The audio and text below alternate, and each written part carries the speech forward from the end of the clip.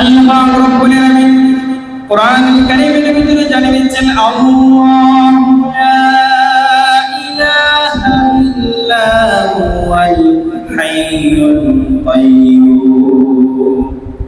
আল্লাহু লা ইলাহা ইল্লা হু, তিনি হচ্ছেন এমন রব, তিনি হচ্ছেন এমন সত্তা, এক দ্বিতীয়, তার দ্বিতীয় কেউ নাই, তার মতো কেউ নাই, তার সমকক্ষ কেউ নাই, তার মতো তুলনা করার মতো কেউ নাই। আল্লাহ হচ্ছেন তিনি সর্বোচ্চ, এবং আল্লাহ পাক রব্বুল আলামিন নিজে জানিয়েছেন পৃথিবীর জমিনের ভিতরে আমি তোমাদেরকে প্রেরণ করলাম। ও মানব জাতি, জিন জাতি, তোমাদেরকে পৃথিবীর ভিতরে প্রেরণ করার পাঠানোর একটাই কারণ হচ্ছে তোমরা এক রবের ইবাদত করবা। ইবাদত করতে হবে এক রবের, আর কারোর গোলামি ইবাদত করা যাবে না। আল্লাহ তাআলা কোরআনুল কারীমের ভিতরে সেই বিষয়টা ঘোষণা করছে। কোরআনুল কারীমের 51 নম্বর সূরা সূরাতুজ জারিয়াতের 56 নম্বর আয়াত আল্লাহ সুবহানাহু ওয়া তাআলা তুলে শিখিয়ে দিচ্ছেন, বান্দা শোনো, ওয়ামা খালাকতুল জিন্না ওয়াল ইনসা ইল্লা লিয়াবুদুন। ও বান্দারা শোনো, ওমা খালাকতুল জিন্না ওয়াল ইনসা ইল্লা লিয়াবুদুন, আমি পৃথিবীর জমিনে ও মানব জাতিগুলো এবং জিন জাতিগুলো তোমাদেরকে পাঠানো একটাই কারণ, একটাই লক্ষ্য, একটাই উদ্দেশ্য, সেটা হলো ইল্লা লিয়াবুদুন, ইবাদত করতে হবে এক রবের, উপাস্য মানতে হবে, রব মানতে হবে একজন আল্লাহ। আর কারো ইবাদত করা যাবে না, গোলামি করা যাবে না, উপাসনা করা যাবে না। শুধুমাত্র কেবলমাত্র ইবাদত করতে হবে, গোলামি করতে হবে একজন রবের। আর ইমানদারেরা আজকে সেই রবের ইবাদত করে, কিন্তু যাদের ভিতরে ঈমানের দুর্বলতা আছে, যাদের ভিতরে শিরকিয়ত আছে, যাদের ভিতরে মুনাফিকত আছে, আজকে যারা শিরকের ভিতরে নিমজ্জিত হয়েছে, তারা আজকে সেই রবকে ভুলে গিয়া নিজেদের মন গড়া রব মানে আছে না নাকি নেই? তারা মনে করে ক্ষমতার মালিক অমুক, আমাকে আমার চাকরি টিকিয়ে রাখতে পারবে অমুক নেতা, আমার চাকরি আমার অমুকের হাতে, তমুকের হাতে। এজন্য তাকে পূজা করার চেষ্টা করে, তাকে মানার চেষ্টা করে, মনে করে আমার চাকরি অমুকের হাতে, আমার টাকা অমুকের হাতে, আমার ক্ষমতা অমুকের হাতে। এই চিন্তা, এই পেরেশানিতে মানুষ একজন আরেকজনের পূজা করা শুরু করে দিয়েছে। এই চিন্তা আস্তে আস্তে আস্তে যখন কুফরিয়ে হালতে চলে যায়, ওই যে তারা চাঁদের রব মানে একজনকে, সূর্যের রব মানে আরেকজনকে, অর্থের ক্ষমতা মনে করে আরেকজনকে, তারা এভাবে করে গুমরাহিতে যেতে যেতে যেতে যেতে মূর্তি বানানো শুরু করে দিয়েছে। তাদেরকে প্রশ্ন করলে তোমরা একজন রবের বিশেষজ্ঞ খোদার কেন ইবাদত করো? তারা বলে পৃথিবীর পরিচালক অমুক রব, ভাগ্যের নির্ধারক অমুক রব, চাঁদের রব অমুক, সূর্যের রব অমুক। উপাস্য মানতে মানতে মানতে তারা এক একজন এক একটা মূর্তি, বিশাল বিশাল মূর্তি বানিয়ে ফেলল। দেখেন আজকে অমুকের ইবাদত করে, তার অমুকের ইবাদত করে, এরপর অমুকের ইবাদত করে, ভিতরে গুমরাহি চলে গিয়েছে। ঈমান নষ্ট হতে হতে হতে গুমরাহির ভিতরে নিমজ্জিত হয়ে উপাস্যগুলো মেনে নিয়েছে। এবার ভিন্ন ভিন্ন রব মানতে যখন শুরু করছে, আল্লাহ তাআলা সেই বিষয় সম্পর্কে জানানোর চেষ্টা করতে, আচ্ছা তোমরা যতগুলো ব্যক্তি, যতগুলো মূর্তি তোমরা তাদের ইবাদত করো, গোলামি করো, উপাস্য হিসেবে মানো, তারা কি একদম তোমার রবের মতো? তোমার রব যতগুলো সৃষ্টি করেছেন, আকাশ এবং জমিন সৃষ্টি করেছেন, মানব সৃষ্টি করেছেন, পৃথিবীর জমিনে যা কিছু সৃষ্টি আছে এগুলো তোমার রব সৃষ্টি করেছে। কিন্তু তোমরা যে সমস্ত রব গুলাকে মানো, ইবাদত করো, গোলামি করো, উপাসনা করো, তাদের কাছে প্রশ্ন করেছো, তোমরা আমার রবের মতো একটা মাসিও কি তোমরা তৈরি করতে পারবা?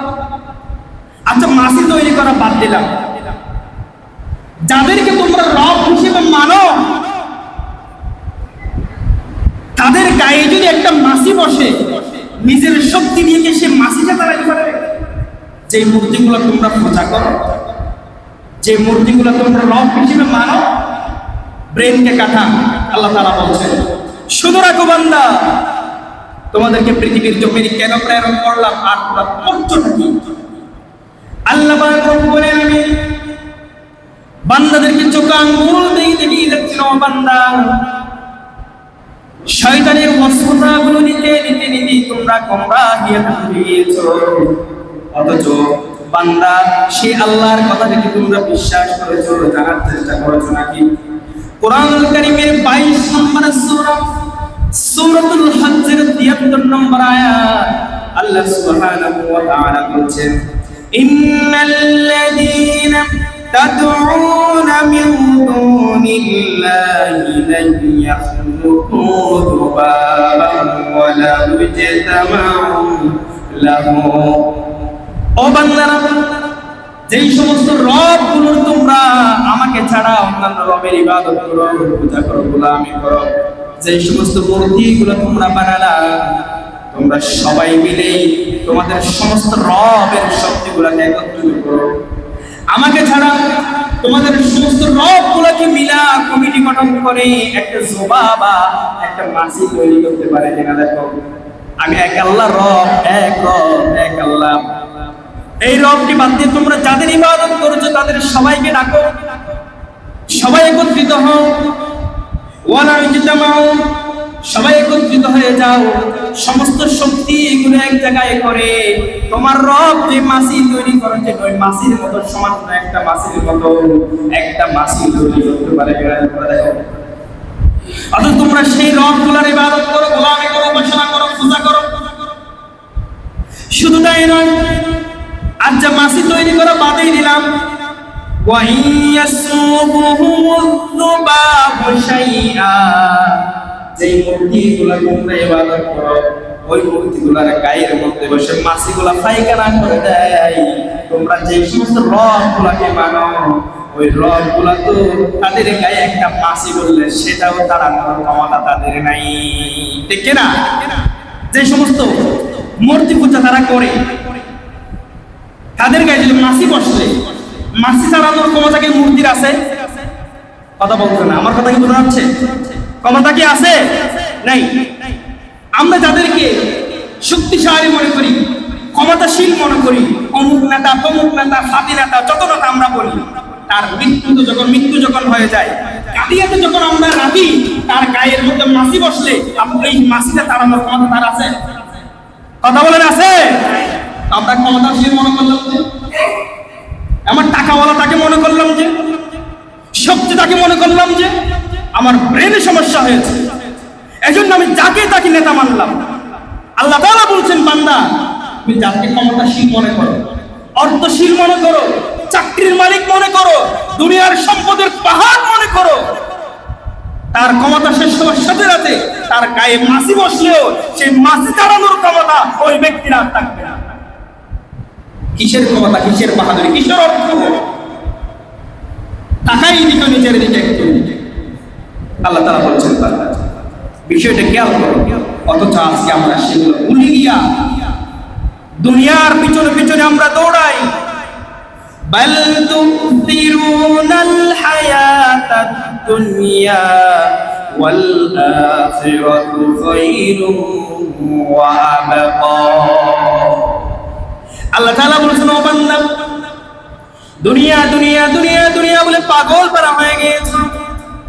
একটু যখন সম্পদের পাহাড় তোমার হয়েছে, গাড়ি একটা হলে আর একটা চাও, বাড়ি একটা হলে আর একটা চাও, ক্ষমতা একটা পেলে আর একটা ক্ষমতার মধ্যে দৌড়াও। অথচ বল তুসিরুনাল হায়াতাদ দুনিয়া, দুনিয়ার যত সমস্ত শক্তি, ক্ষমতা, অর্থ, সৌন্দর্য যাই তোমরা পাও না কেন, এগুলা কিয়ামতের তুলনায়, পরকালের তুলনায় দুনিয়াটা হলো তুচ্ছ, একেবারেই কিছুই না। সুতরাং ইমানদারেরা দুনিয়াকে বাদ দিয়ে দুনিয়াকে সে পাওনা মনে না করে আখিরাতের দিকে সে দাবিত হয়ে যায়। আখিরাত পাওয়ার জন্য যে বান্দা দৌড়ায় তার পিছনে দুনিয়া দৌড়াতে শুরু করবে, ঠিক না? আর যদি দুনিয়াকে পাওয়ার জন্য দৌড়ান, আখিরাত আপনার থেকে দূরে সরে যাবে। দুনিয়া হচ্ছে একটা দুনিয়ার সেই সম্পদ, দুনিয়ার ক্ষমতাগুলোকে খেয়ানত করে।